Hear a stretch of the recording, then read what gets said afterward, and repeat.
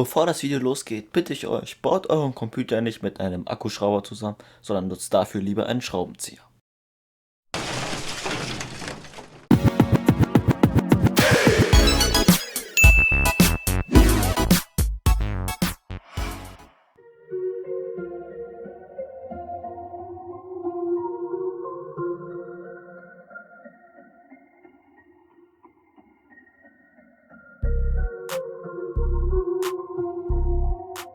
Und damit herzlich willkommen zu diesem PC-Bild.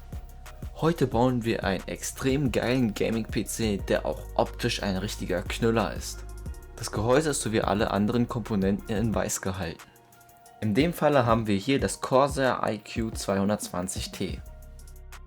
Der Prozessor ist der AMD Ryzen 5 2600 und der wird gekühlt vom Arctic Freezer 34 eSports in weiß.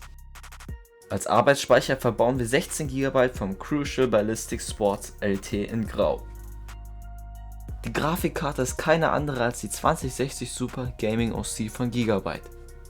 Und der ganze Spaß wird auf einem Gigabyte B450 Aorus Mini ITX Board verbaut.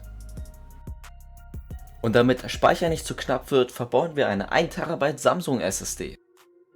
Und für den Strom sorgt das System Power 9 von Be Quiet mit 500 Watt. Und jetzt wünsche ich euch viel Spaß!